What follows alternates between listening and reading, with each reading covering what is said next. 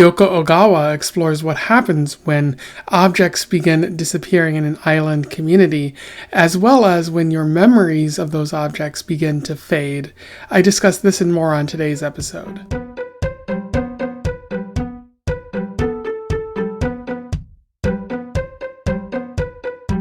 Welcome back to Around the Weird, a booktube channel where I talk about all the unusual and out of the ordinary literature that I've found in my travels. Today I want to talk about a book that I read, one that is about memory and disappearing things and a strange island community. I am talking about The Memory Police by Yoko Ogawa, which was originally published in 1994, but the version I have was translated by Stephen Snyder and published in 2019 into English. For those who don't know, Yoko Ogawa is a Japanese writer who got their work published, has been getting their work published since the 1980s. They've written a number of short stories that have been published in various magazines and journals and whatnot, and they've written a couple books as well, including this one that I'm talking about today. People have noted that their writing, often focuses on the psychology of being human, and you definitely see that here.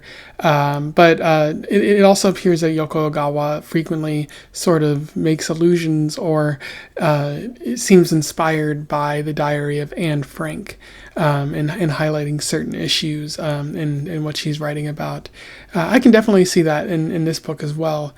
Kind of really, really sad and maybe a little bit pessimistic about certain aspects of humanity, but definitely warning us that things can be better.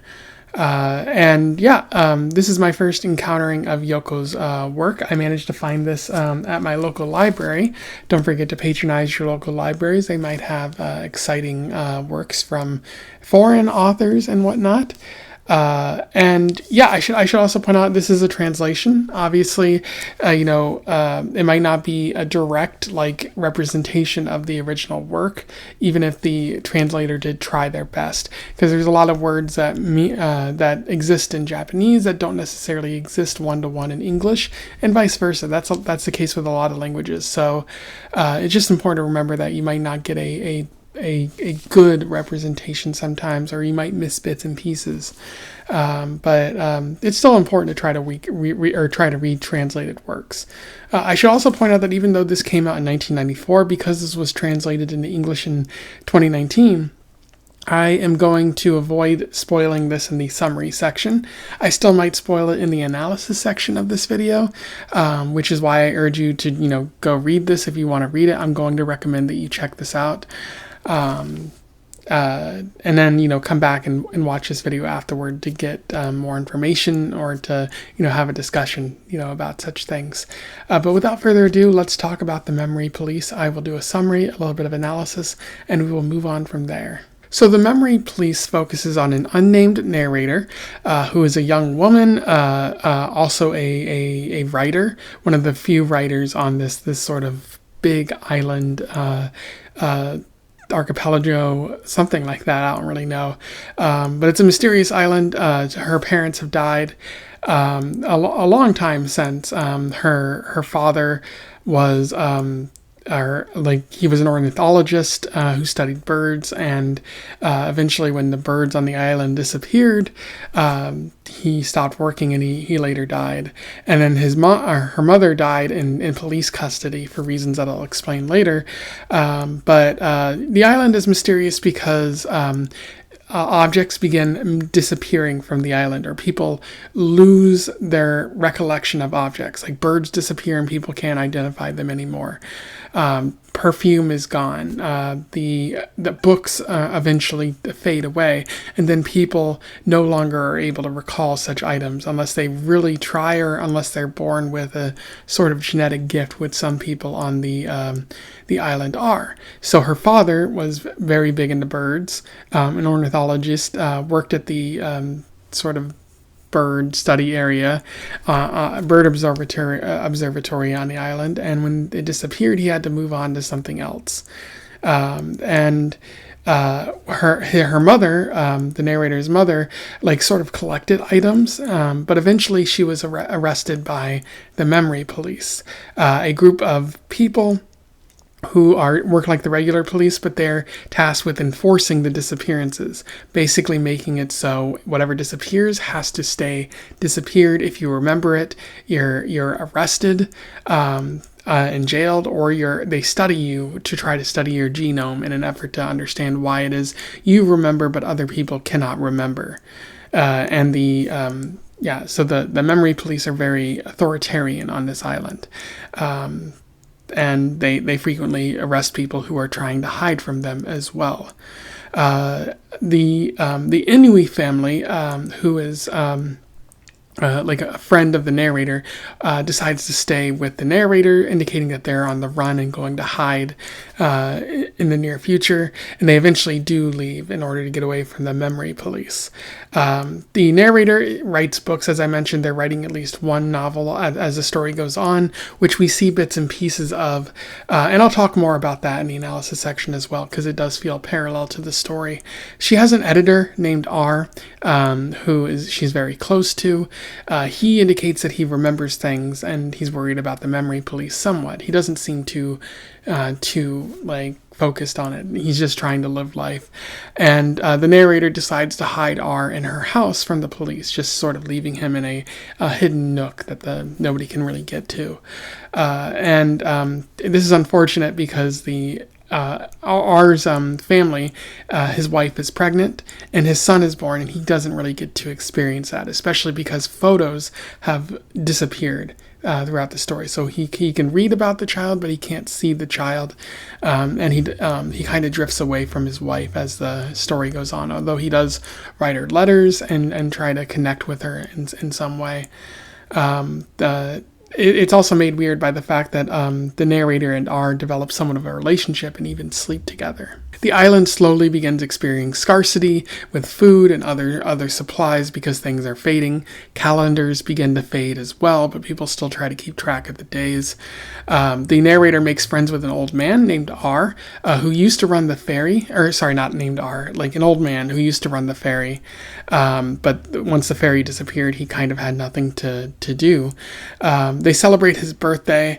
It's a grand old time, kind of like highlighting the importance of being together and whatnot, and trying to remember good things. The memory police end up kind of knocking on the door at that time, which they manage to hide R, and the police are just there to sort of look for calendars, which they manage to find one. A pocketbook, but they don't arrest the narrator for that. Again, we see the narrator sleeping with R, but unfortunately books begin to disappear at this point, which means the narrator can no longer recall the novel that they're writing. Like, they can read individual pages, but they can't understand it as a cohesive narrative unless they really, really focus, and they still try to finish it as a result.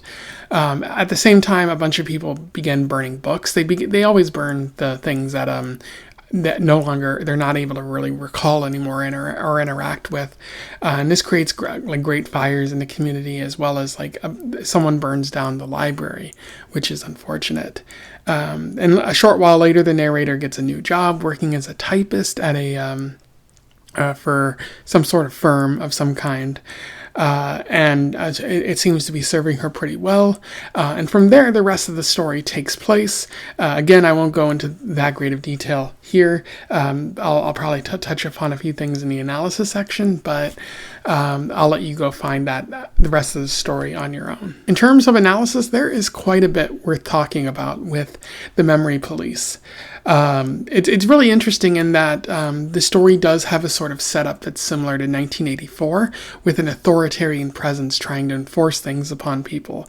But the memory police in this story don't really serve the same purpose as Big Brother in 1984. But it does achieve the same end, which is interesting. And I'll talk a little bit more about that in a few moments. But one of the things that Ogawa is talking about here is that of memory.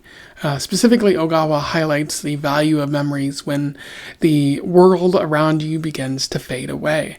It starts with simple things like birds or calendars or things like that, like things you might not miss, like perfume or things like that. Small tokens that might hold some value, but most people wouldn't really miss. And Ogawa is really touching upon how our memories help connect us to other people. So if you forget those certain things, it might not help us, sort of remember the important things in our lives. It's important to note in this story that not everyone forgets. Some people are gifted with the ability to remember those things that have been lost, even if they can't quite make it out. They still understand what perfume meant. They still understand what candy meant, what certain fruits and vegetables meant as those begin to disappear. And there's an urge to want to retain things, to hold them close by. Like even if you forget, you might keep certain things around because of the memories that they hold. And R even tells the narrator, even though you've forgotten it, it's important that you try to remember so that you don't lose who you are as a person. Because if you forget, then you're not really exercising a certain muscle, which, as we see throughout the story, there's quite a few problems with that logic, according to what the narrator believes. Even though there is that urge to remember, there's obviously the memory police in this story who complicate things by arresting people and trying to enforce the law of forgetting. If you try to remember anything or anything like that, they basically arrest you, and you might die in their company, or you might die in their custody. So that's not really good, and that it kind of dissuades people from trying to remember. And other people try to enforce that as well by being like, you don't want to bring any trouble. Don't try to hold on to things. It's not that big of a deal. It's okay if you forget. But obviously that's a problem if your memories are connected to certain emotions, certain parts of your family. Like perfume might hold some great meaning to you, especially a certain kind of perfume. So there's that desire to want to remember, but also the sort of inevitability of realizing that you can't hold on to something forever, that things are slowly disappearing in this community, and you just kind of have to deal with it. Or as other people say, maybe you don't have to deal with it, but there's that fight between whether or not it's kind of inevitable. And whether or not it is inevitable, this obvious fading brings sadness to people who are like, oh, now, the calendar is gone. I really like that. Or now the perfume is gone, or something like that. And there's the obvious sadness. And then the for the narrator's mom who remembers things, she's like, everybody used to, talk about this sort of thing, and now it's gone, and we don't really have that shared aspect of the community. And yeah, again, the unwillingness to retain kind of upsets the people who want the people in the community to remember, because it's like, why should I hang around here if you people aren't going to try to remember? It seems like there's a resignation, which again I'll talk about in a few moments, to the, just accepting that this is bound to happen, even though it doesn't really seem all that normal. So some people leave the community, which the memory police try to dissuade for reasons that aren't quite clear. And there's just a sense of people trying to hide and be together and try to remember. And again, the memory police are trying to dissuade that as well. There is an effort to kind of fight this, even if it doesn't seem to be working throughout the story. And it especially becomes a problem later when body parts begin sort of fading from memory, and you exist, but you're missing an arm, or you have an arm that doesn't really work, as the characters note in the story. And then the last thing I'll note about memory is that when you can't access that memory anymore, when you can't sort of connect with an object that is present, but you can't really focus on or recall like novels or perfume or anything like that. You might just see it as just simply an illusion, like the past has become an illusion. The narrator specifically notes that to R in the story when he talks about like trying to remember, and he has all these things from the past that the narrator can't seem to recall. Allow me to read you an interesting quote from this. "And I know you can summon up memories of the music box and the ferry ticket, the harmonica or the ramoon, but that doesn't mean the things themselves come back. It's no more than a momentary flash, like the tip of a sparkler when you light it in the dark. When the light's gone, it's instantly forgotten, and you can scarcely believe what you saw just a moments ago.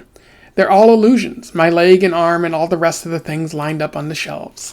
And that's a really fascinating quote because it gets at, the feeling like you can talk about it and whatnot, and you can show it to me, and I can see that it might be real. But as soon as you put it away, it doesn't feel real because I can't remember it anymore.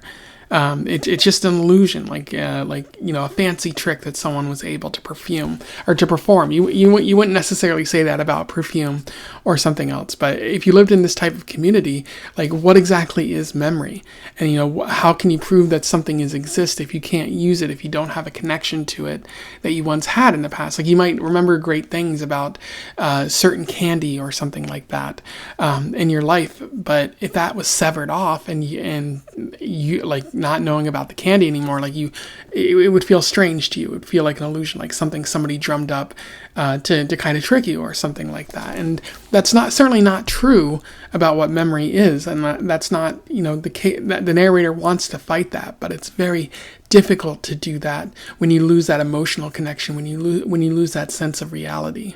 Ogawa is also talking about the idea of resignation, like resignation to the end, always the end, as they say. And somebody that I used to know that song from Godier. But Ogawa shows a town full of people who have really stopped fighting or even trying to remember anymore. Like in the past, there was an effort to sort of remember, to try to fight against these disappearances that were happening. The narrator's father tried that. The narrator's mother tried that. There was fighting the memory police and suggesting that they were goofs, who didn't have any right to sort of enforce the law that they were trying to enforce. But eventually, people, just stopped fighting. And most people either hid in the countryside to get away from the memory police, or they tried to leave the community, which was kind of difficult given that boats no longer existed in people's memories and in this sense of reality. And so, although people did try to fight the memory police, eventually this just becomes a normal facet of the reality in which everyone is living. It just seems normal. Like there's a sense of normalization of not only losing the memories, but also a normalization of the memory police of, well, they're just doing what's natural. They're enforcing the disappearances, and to go against them is to go against the laws of nature. And besides, what can you do? The memory police are part of the system. And the system is oppressing you. Like it only works to fight it back against it if you have widespread, support. And it doesn't really seem to be the case. It's like first they came for XYZ and I said nothing. And then, nobody was there to speak up for me. Although that is not the specific focus of the story. That's more in the background, kind of a maybe set dressing more than anything else, but still prescient to the story at hand. And essentially, like the narrator can't fight for a past that she can't remember. As I've noted earlier with the memories, like R really tries to get her to remember these things, to focus on the good things, especially with him, with her parents, with the community of having these things be there and deliver great memories. But the narrator, can't fight for that. They can't preserve a past that no longer seems physically possible for them. It's a real struggle. And what's interesting is throughout the story you see kind of a parallel happening with the story that the narrator is writing, the novel about the typewriter. Basically, a young woman who doesn't speak much is going to typewriting school. She's charmed by her professor, who takes her up to a church bell in the school and locks her away there and says he's going to capture her voice. And he basically comes up only to feed her food, taunt her, and maybe sexually abuse her as well. And like ultimately what seems to happen is the professor finds a new person to do. And I think it's also somewhat hinted that the woman, like, this is a room that she's in that's full of typewriters. She becomes just another typewriter. Like, she has the opportunity to leave, but she never really takes it because this seems inevitable to her. And there's a parallel to that happening in the story where the narrator, sees this as inevitable. Like, you can't fight what is just going to happen. If you can't remember things, then that's obviously like a force of nature or something like that. So the typewriter story seems to serve a way to kind of reinforce Ogawa's point in a very interesting kind of parallel there. But it's also worth noting that the memory police are there and they're enforcing things, but this isn't really like 1984, or maybe it is a little bit like 1984, whereas like the like Winston and Julia, I think it is, in 1984, were trying to fight against the system, and the authoritarians' big brother had to come in and basically turn them against each other to sort of undermine any progress that they might make. But like in this story, like the memory police are there, but you don't really need them, because in this type of system, and in many systems, like the people are really good at policing themselves. Like at a certain point, the memory police no longer need to like get people to burn things or set things on fire or sort of disregard things in their life. The people are doing it naturally. Like the police don't have to knock on doors. The people are going to the library and setting it on fire to get rid of all the books, even though no one forced them. It's sort of like advanced compliance, which you don't want to do in authoritarian regimes, because that gives the authoritarians cause to just take away your further rights and try to get you to sort of undermine your own freedom. So the people are really the cause of a lot of their own problems in these regimes. Don't get me wrong; like the authoritarians do a lot of problems. They enforce a lot of rules and whatnot, but authoritarians don't really gain a lot of power without consent of the people, without the will of the people allowing such things to go on. And I think that's what Ogawa is really suggesting with the ending of the story, where people just sort of fade away. They become nothing but voices, and even those voices are gone.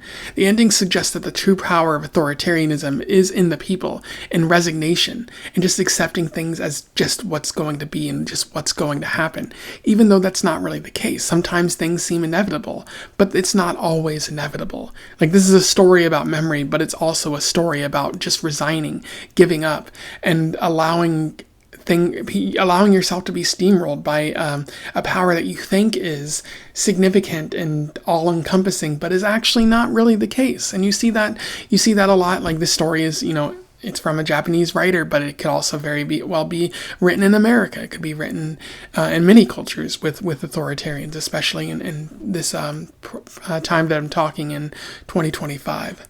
I'll note some other great things about the story as well, specifically the typewriter story that's being written within the story, kind of like the framing device. I think it's amazing to be able to tell an equally compelling story that kind of highlights the same ideas and even more ideas. I'm sure there's a lot that could be kind of pulled apart in the framing device here, but I really wanted more of it. I felt like that could have been its own sort of separate story as well. And then there's a lot of elements of magical realism in this story that I think Ogawa does particularly well. The idea of like an island community where your memories fade, but also the objects begin fading as well, until you're nothing but a voice, until your body parts sort of disappear, but also not really, and this being sort of in your head, but also a reality kind of thing. And it doesn't necessarily happen to everybody. So there's a lot that can be sort of examined there. And I will note something that I can complain about, but also kind of endorse or like feel is pretty good, is there's a lot of bare minimum in this story, particularly with the writing of the characters. The narrator doesn't even have a name. there's also not a lot of like characterization to her. It feels like very bare minimum. You get a good deal, but not really enough to just sort of like feel like the character is fleshed out. And that really happens with a bunch of the different characters in the story. That also applies to like the setting of the story. You learn a little bit about this sort of island community, but not enough to really get a good picture of the realm of it, like why some areas in the north don't really have this problem or something like that, or how it exists in part of a larger world. Like, is this only happening to the island community, or is this happening everywhere? The story doesn't really like Ogawa doesn't really care to tell you that much. And I will say, like, it works. Like she tells a very coherent story that feels a little bit allegorical, but like you do learn quite a bit about the characters, and you can kind of place things. But at the same time, it does feel like there needs to be a little bit more, something more solid to hang on to at times. But that's just me, just I guess asking for more from the story. I liked it so much that I kind of wanted, other things, other things that were present. It doesn't really hurt the story, but it does kind of feel very like bare bones at times as a result. Anyway, those are my thoughts on The Memory Police by Yoko Ogawa. Pretty solid book.